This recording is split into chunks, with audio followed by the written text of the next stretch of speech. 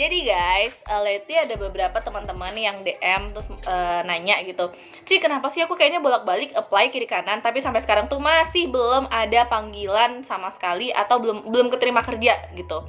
Nah, sebelum kita menjawab, sebenarnya it will be great kalau misalkan teman-teman bisa identify dulu kira-kira teman-teman itu mostly gagalnya di bagian mana atau di tahap mana.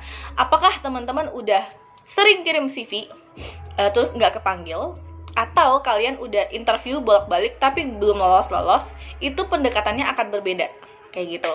Nah, jadi cari tahu dulu kalau misalkan teman-teman kurang ngirim CV banyak tapi masih belum keterima sampai sekarang, belum ada panggilan interview maksudnya. Masalahnya bisa macam-macam. Bisa jadi mungkin memang lowongan yang di-apply masih background kalian atau background kalian itu mungkin masih belum pas dengan requirement posisi yang kalian apply gitu ya. Bisa jadi juga mungkin ada something yang perlu di-improve dari CV kalian, entah informasinya atau entah format tampilannya, atau mungkin ada something yang typo dalam CV kalian, let's say kayak email atau nomor HP kalian typo juga bisa. Atau bisa juga kalau misalkan kalian ngirimnya via email, mungkin di email kalian lupa memasukkan body text di bagian emailnya. Terus kalian juga mungkin di bagian subject emailnya juga ditulisnya agak random jadi nggak kelihatan.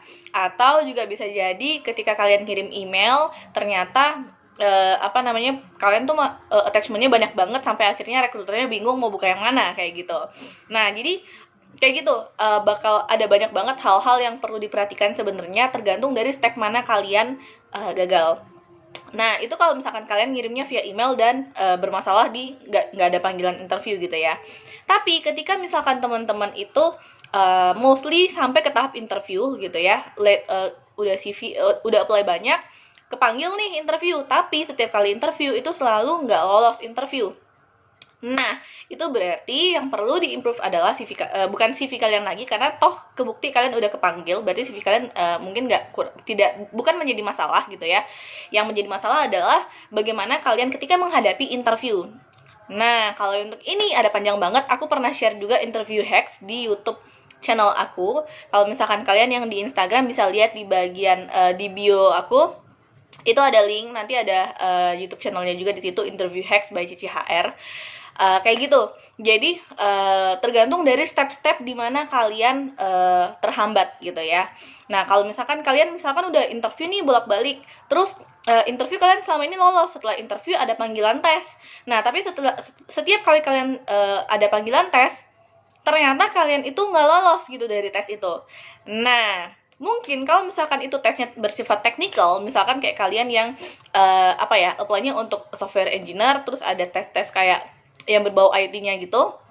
Nah, bisa jadi ada something yang harus kalian improve lagi dari pengetahuan kompetensi kalian yang terkait dengan posisi yang kalian lamar, kayak gitu.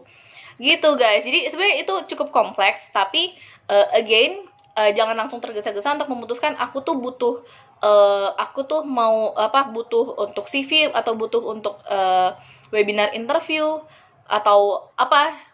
Jangan tergesa-gesa, kalian cari tahu dulu di mana letak step yang kalian selama ini terhambat. Baru kalian cari tahu apa yang harus kalian lakukan ketika kalian udah tahu masalahnya ada di mana, kayak gitu.